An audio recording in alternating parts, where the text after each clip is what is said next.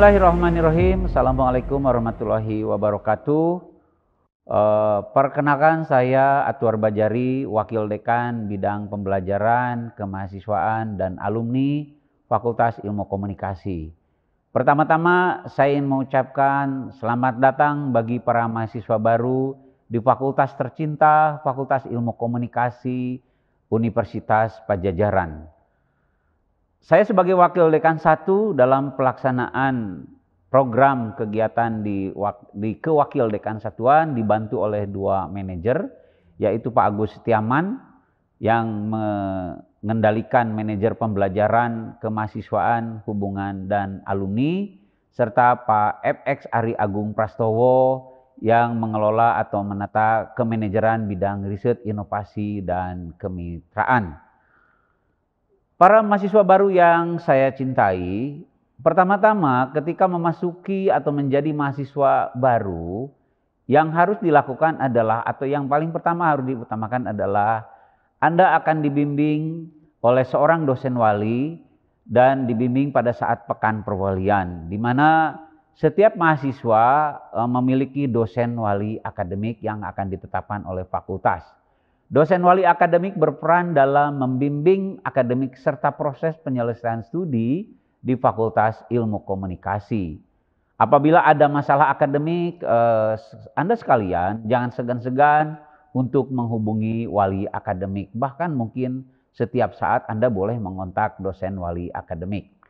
Selanjutnya, para mahasiswa yang saya cintai, selama proses studi, interaksi Anda dengan Unpad akan dibimbing oleh satu sistem atau platform informasi akademik terpadu yang disebut dengan SIAT Unpad. Seluruh informasi terkait dengan perkembangan akademik dan layanan serta tawaran beasiswa misalnya, ataupun tawaran program yang lainnya bisa diakses melalui SIAT mahasiswa masing-masing pada portal student. Mahasiswa yang terkendala dengan SIAT-nya atau SIAT-nya misalnya diblokir, biasanya karena ada kewajiban yang belum terpenuhi. Sebagai contoh misalnya IPK-nya mungkin tidak memadai, tabungan SKS-nya belum mencukupi, atau karena administrasi keuangan yang belum diselesaikan. Para mahasiswa baru yang saya cintai, Fakultas Ilmu Komunikasi dalam menyiapkan proses pembelajarannya atau proses pendidikan selama menempuh pendidikan di Vkom Unpad, berupaya mengembangkan kurikulum yang mampu menjawab tantangan pendidikan di abad ke-21, di mana peran dan strateginya dalam hal ini adalah untuk menjembatani kesenjangan antara proses pendidikan di perguruan tinggi dengan dunia kerja serta berbagai kebutuhan inovasi. Kurikulum ini dikenal dengan sebutan Kurikulum Outcome Based Education atau OBE. Dan OBE ini menekankan pada pendekatan-pendekatan yang berkelanjutan dalam proses pembelajaran secara inovatif, interaktif, dan tentu saja harus efektif. Nah, kurikulum tersebut sudah menyiapkan sedemikian rupa untuk para mahasiswa yang menempuh program sarjana terutama, yaitu mereka wajib menyelesaikan beban studi dengan kisaran 144 sampai 160 SKS, termasuk skripsi atau tugas akhir di prodinya masing-masing. Dengan beban studi 144 SKS, maka para mahasiswa bisa mengejar atau menempuh apa yang disebut dengan studi lulus tepat waktu, di mana lulus tepat waktu jika digunakan untuk mengukur angkatan adik-adik sekalian, yaitu tahun masuk 2024, maka semuanya didorong dan diupayakan lulus di akhir semester 7 atau di akhir semester 8, yang targetnya tentu kita cukup berat sih ya, kurang lebih 80%. Hal ini tentu harus menggunakan atau melakukan dan menyusun strategi yang efektif selama proses pembelajaran berlangsung. Jadi untuk menempuh studi tepat waktu, paling akhir Anda itu diupayakan lulus pada semester 8. Walaupun masa studi Anda itu boleh berlangsung selama 14 semester atau 7 tahun berturut-turut tanpa mengambil apa yang disebut dengan cuti akademik. Kemudian apabila di antara para mahasiswa ada yang disebut dengan pemutusan hubungan studi. Apa itu pemutusan hubungan studi? Pemutusan hubungan studi dilakukan oleh Unpad melalui sistem yang digunakan akibat dari beberapa kondisi yang terkena kepada para mahasiswa, terutama menyangkut pada aspek-aspek akademis. Yang pertama misalnya pemutusan hubungan studi terjadi pada semester 4 jika mahasiswa memiliki IPK 2,0, yaitu gabungan berbagai atau seluruh tempuh mata kuliah dan SKS-nya di semester yang bersangkutan dengan nilai kumulatifnya atau IPK kumulatifnya adalah 2,0 atau perolehan SKS-nya kurang dari 42 SKS. Pada semester 6 juga seseorang mahasiswa bisa terkena pemutusan studi andaikan misalnya semester 4 lolos, yaitu dengan kondisi IPK-nya sama dengan 2,0 dan tabungan SKS-nya kurang dari 72 SKS.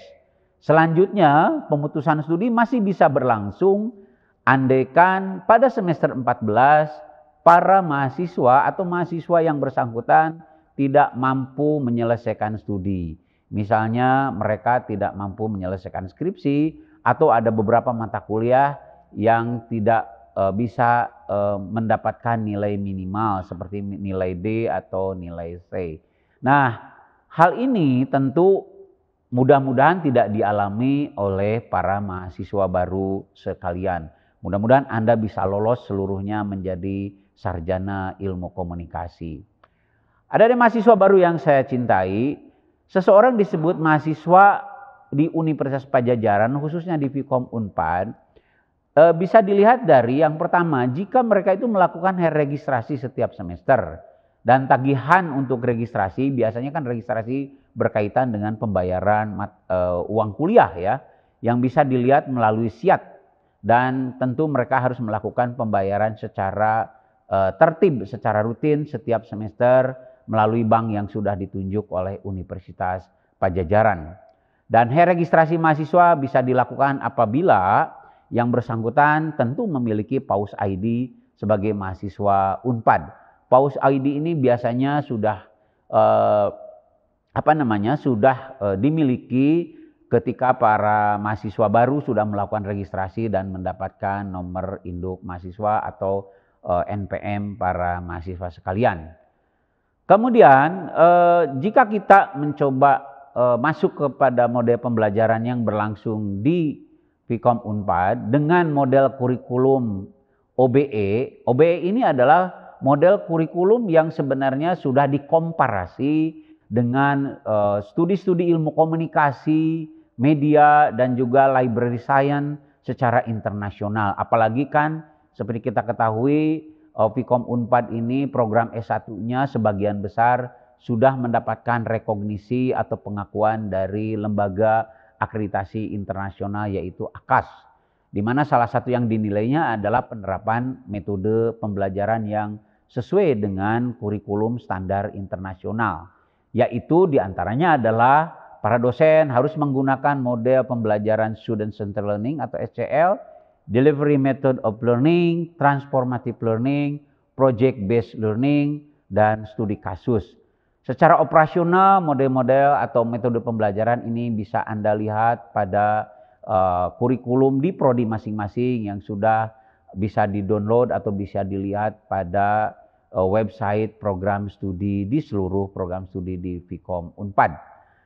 Nah, dalam pengelolaan kelas selanjutnya, adik-adik sekalian, seperti kita ketahui pasca COVID-19 ini banyak sekali model-model pembelajaran yang dikembangkan, terutama ketika teknologi digital sudah masuk ke ruang-ruang kehidupan kita, termasuk juga ke dalam ruang-ruang model pembelajaran atau pendidikan.